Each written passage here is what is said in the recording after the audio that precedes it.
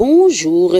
Plusieurs sujets au menu des journaux parus ce 22 mars 2018. À la une de Réumi Quotidien, le président du MEDES, après avoir reçu le prix Nelson Mandela du meilleur entrepreneur 2017, dit dédier ce prix au peuple sénégalais. Saluant le soutien du président de la République et du premier ministre qui l'ont tous félicité, le patron du MEDES a rendu aussi hommage à son épouse, mais aussi à la famille de Serigne Bara Mbacké qu'il a toujours soutenu. Il a tenu ses propos à l'aéroport international Blaise Diagne de Diass où il a été accueilli triomphalement, rapporte ce journal qui revient largement sur le retour à Dakar de Mbagnick Diop. L'opposition, elle, revient à Washington, c'est le titre de la tribune qui nous fait part du sit-in devant le ministère de l'Intérieur prévu ce vendredi. L'opposition ne va pas se limiter à la place Washington, semble dire Vox Populi, qui renseigne qu'à la veille du sit-in prévu demain devant le ministère de l'Intérieur, elle a investi la banlieue. Des visites de terrain et un grand rassemblement étaient au menu. Selon ce journal, le journal LAS renseigne pour sa part que le PDS veut faire barrage à Macky Sall relativement à la révision constitutionnelle pour introduire le parrainage. S'agissant justement du parrainage, l'analyste de Réumi Quotidien explique pourquoi Macky réduit ses adversaires au premier tour. En effet, selon Hassan Samb, la généralisation du parrainage pour la candidature à la présidentielle aura pour effet immédiat de réduire les candidats au premier tour de la présidentielle. Ce faisant, les candidatures plurielles de l'opposition, possibilité évoquée par Idriss Seck, ne sera pas de mise. L'opposition devra resserrer les rangs et faire d'inévitables choix au risque d'entrer dans une forme de confrontation et les candidatures indépendantes seront presque inexistantes compte tenu de leur faible maillage au plan national, signale l'analyste de ce journal. Le vote religieux en question, c'est le titre du journal Walf Quotidien qui se penche largement sur la présidentielle à venir et livre les propos de Serigne Modou Kara, Serigne Moustapha Sy avant de noter que Touba et Tivaouane réservent leur position. Parlons toujours politique cette fois-ci avec Enquête qui s'intéresse à Macky Sall et l'héritage de Maître Wade relativement au débauchage d'anciens caciques du Parti démocratique sénégalais. En effet, renseigne ce quotidien, le leader de l'APR veut prendre sa part au PDS en perspective de la présidentielle de 2019. Maurice Soudiak-Dione, docteur en sciences politiques, estime que le président ne fait qu'utiliser les transhumants pour ses intérêts personnels. Et dans l'Observateur, des spécialistes analysent les coups et contre-coups de la nouvelle stratégie de communication du candidat du Parti démocratique sénégalais Karim Wade qui occupe la une de ce journal tout souriant. Karim, des lettres sans suite, titre l'Obs où Baba Wane nie être le rédacteur des communiqués de Wade. Nous retrouvons Wade fils et père cette fois-ci à la une de Libération qui s'interroge sur un lassage à 20 millions d'euros évoquant l'affaire Kadhafi et les Wade. Dans ce journal, le fils de Kadhafi soutient que Wade a reçu 20 millions d'euros pour Karim. Sarkozy inculpé et lui placé sous contrôle judiciaire, nous apprend ce journal. Plusieurs journaux reviennent sur la rencontre qui a réuni hier société civile, politique et simples citoyens regroupés autour du collectif Aar Xale Yi mise en place pour lutter contre les enlèvements et meurtres d'enfants. Prenant part à cette rencontre, Amsatou Sow Sidibé déplore la non-assistance collective à personnes en danger. Ses propos sont livrés par l'AS. Libération livre aussi la réaction d'hommes politiques et de membres de la société civile qui ont pris part à cette rencontre, notamment Seydi Gassama, qui déplore le vide sécuritaire noté dans le pays. Et dans les colonnes de Enquête, Amsatou Sow Sidibé pointe du doigt une société en décadence, déséquilibrée. Le leader du mouvement Karlenen a aussi établi une échelle des responsabilités chapeautée par l'État. Elle prenait part au lancement hier à Amnesty International Sénégal du collectif Aar Xale Yi, initié par la journaliste Fatou Thiam Ngom de Réumi FM, signale ce journal. Et dans Réumi Quotidien, le collectif Aar Xale Yi demande au président Macky Sall de s'adresser solennellement à la nation et au procureur de la République l'ouverture d'enquêtes qui aboutiront à l'arrestation des coupables de cette barbarie sur les enfants. Et l'Obs rapporte le cri de cœur d'une mère de famille soutenue par les politiques et la société civile pour lutter contre les enlèvements et meurtres d'enfants. Pendant ce temps, Vox Populi nous fait part des risques identifiés sur le projet du pôle urbain. Diamniadio, la menace des sols gonflants, titre ce journal qui donne plus de détails à sa page 5. À la page 6 du quotidien, l'on s'intéresse à la gestion de l'eau du Sénégal. Ce journal nous apprend en effet que 3 compagnies françaises se disputent le contrat d'affermage de la SDO et titre par conséquent combat de coq. Dans le quotidien du sport, Stade Mbaye Niang, attaquant des Lions, se dit en forme et en confiance. Record sur le match Sénégal-Ouzbékistan de demain vendredi renseigne que Djilo, Santi Konaté et Bon seront titulaires. Diao Baldé, lui, touché au genou, sera ménagé. Et c'est cette note qui met fin à ce tour des quotidiens. Très bonne lecture, excellente journée à tous.